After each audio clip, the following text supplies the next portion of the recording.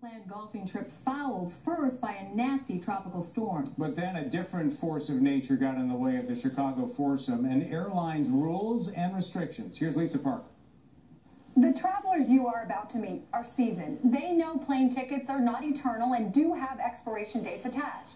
That is why they were worried when they say Southwest Airlines told them to let 4 expensive tickets expire on purpose before rebooking. In this game, the golfers' instincts were spot on.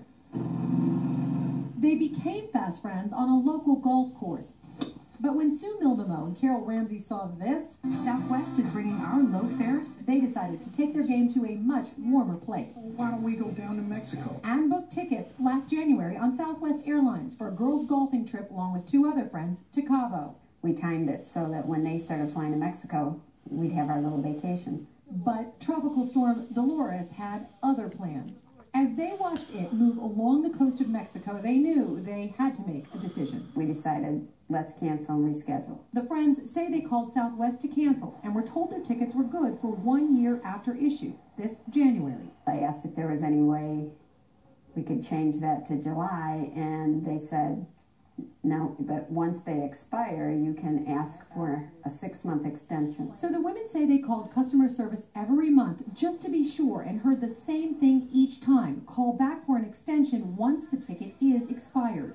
When that day arrived, well, I'm sorry you were misinformed, but we can't do that. $1,600 in airline tickets down the drain. Confused, they reached out to NBC5 Responds. Initially, Southwest Airlines told us twice by phone it could not help. But when we asked the airline for a statement explaining how this could happen, Southwest decided to make a very unique one-time exception and granted a 6-month extension on all 4 tickets. So for now, Sue and Carol play here, but come July, Cabo, here they come. They made a bad mistake, and it unfortunately was very costly for the 4 of us. Took your team getting involved to resolve it.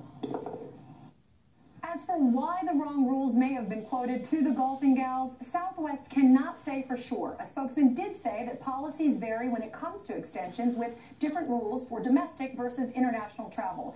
With that $1,600 worth of tickets back in their corner, Sue and company hope their golf games are the only real challenge left in this outing.